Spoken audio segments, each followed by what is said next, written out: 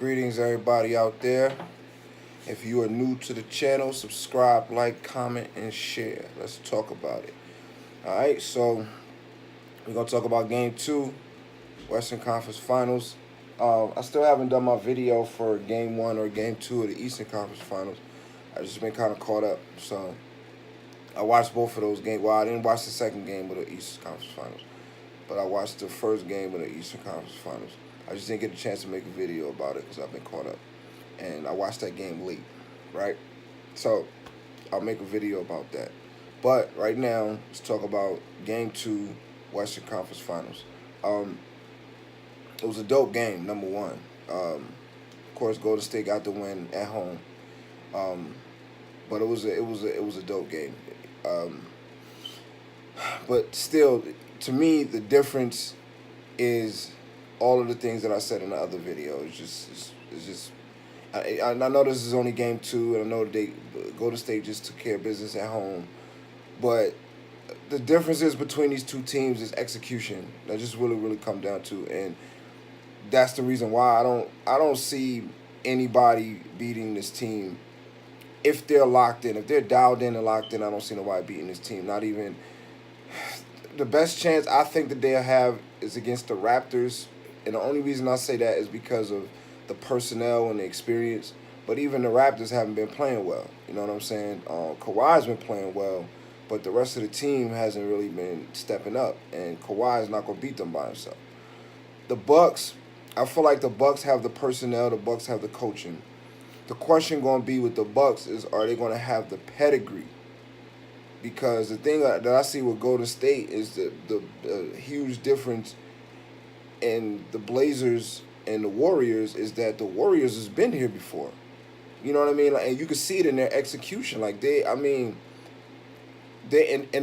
what's funny about it is they didn't particularly play well. They played well on the defensive end, but offensively they didn't. You know, they struggled. They didn't struggle as a team, but certain players struggled in certain parts.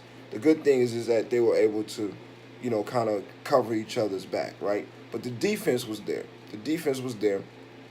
But even with that being said, Steph Curry did his thing last night, but Dame Lillard was the best shooter on the floor, which is crazy. Going against Golden State and Steph Curry, Dame Lillard was the best shooter on the floor. In fact, Portland was the better shooting team. You know what I'm saying? But, again, it just go to show you when people be talking stuff like, yo, Golden State is just a three-point shooting team, and if they're not shooting threes, they're not, you know, they're not good, and all this kind of nutty stuff. Them boys execute, man. Them boys play basketball the way you're supposed to play basketball. Move the ball, find the open man. That's what it's about. And when your stars have opportunities, take advantage of the opportunities. Other than that, move the ball, find the open man. Empower everybody. That's what I love about basketball. That's what I love about the Golden State Warriors that I don't like about other teams. You know, especially one-player dominant teams or 2-3 player dominant teams where you got 2 or 3 dudes dribble. That's not empowering everybody. You know what I'm saying? Like, you know, you got to empower everybody. You know what I mean? And the thing about Golden State Warriors and dudes who play ball, no. You know what I mean? Like, it's one thing to go to the court with a squad, right? You know, you go to the court, you go to the Y, you go to the park, whatever. You know what I'm saying? And amongst the dudes that's there, maybe you've seen some dudes play or whatever the case may be, and you come together with a nice little squad. Maybe you didn't play with dudes a couple times. So you know, like, this, you know, what the talent is. Just so happened that day, and, you know, you was able to pick a nice little squad, and y'all go out there and run the floor. That's one thing. It's another thing to go out there with a squad of dudes that you've been playing with forever. Like, let's say, you know, dudes you've been playing with your whole high school career, and y'all meet up and go to the gym and ball. You know what I'm saying? Like, even if you run into that team that picked a squad, you know, amongst the dudes that's on the bench or amongst the dudes that's out there playing, you gonna have the advantage because you coming with a bunch of dudes you've been playing with for the last 4 years, 3-4 years or whatever. Y'all know each other. You know what I mean? It's nonverbal communication at this point. Y'all ain't got to second guess each other. Y'all know each other like the back of each other's hand. That's what the Golden State Warriors is. Not only are they a squad, they're a squad who's been playing together. Their nucleus has been together longer than a lot of these teams. So that's yeah, talent, yeah, coaching. Milwaukee got talent, Milwaukee got coaching, but they don't have that. They don't have that continuity of being together so long that they know each other so well that they don't even have to verbally communicate. And it's the same thing with Portland right now, what they're dealing with. You know what I'm saying? CJ Money did his thing, had a couple costly turnovers, but other than that, he gave me the same type of anxiety that Kyrie be giving me when Kyrie be playing against the Golden State Warriors. You know what I'm saying? Dame Lillard, like I said, was knocking down shots from 40 feet. Craziness, you know what I mean? Seth Curry was balling, you know what I'm saying? And, you know, what I want to end this off, not what I want to cap this off with is not necessarily congratulations to the Golden State Warriors for winning Game 2, but I want to say congratulations to Dell and Sonya Curry. Congratulations to the Curry parents, right? Because I can only imagine. It's one thing having a child, a son, that makes it to the NBA.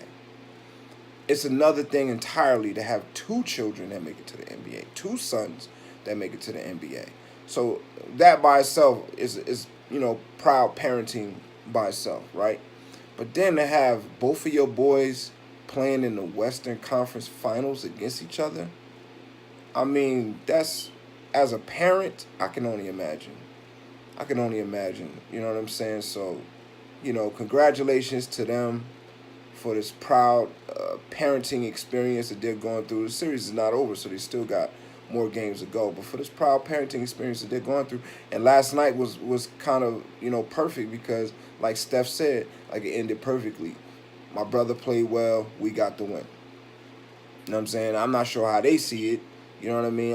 Who they rooting for more. You know what I'm saying? But, what Steph is doing is historic. You know what I'm saying? So I can imagine deep down, you know what I mean? They probably don't want to, root for one or the other, but they're probably like, yo, you know what I'm saying? Who knows? You know what I mean? But either way, that's some tough, that's tough. You know what I'm saying? So congratulations, to the Curry parents, for just being in that moment. But that's all I got, man. I still got Golden State in 5. I think Portland can win one game. But the thing about it is, even though they were close, Golden State didn't play well. C.J. McCollum and Dame didn't play lights out, but Golden State's defense was awesome. But they still played well. Portland played well. But I just see Portland, to get their buckets, they had to work too hard. Golden State's buckets was pass, open opportunity. Dude's wide open underneath the basket. Dude's trying to close out, overcompensating, trying to close out on Steph. So it's wide open opportunities for other people. And the biggest thing about it is the bench for Golden State is stepping up. Which, I've been arguing with people all year long who've been saying, oh, their bench is this, their bench is that. Okay, whatever. Their bench is producing right now in the Western Conference Finals. Every time them boys go out, the bench comes in, and boom. And last but not least, Klay Thompson. His mama named him Clay. I'ma call him Clay. Klay Thompson has stepped into the Kevin Durant role. Let me explain what I mean by that. He's not as lethal as a scorer as Kevin Durant, but he's still the guy that, look, give him the ball, he gonna get a bucket, right? But what also helps with that is that he's also gonna guard your best player, right? So his offense is also good defense because he's so potent offensively. He's going to force you to work extra hard on defense, which is going to limit your offense.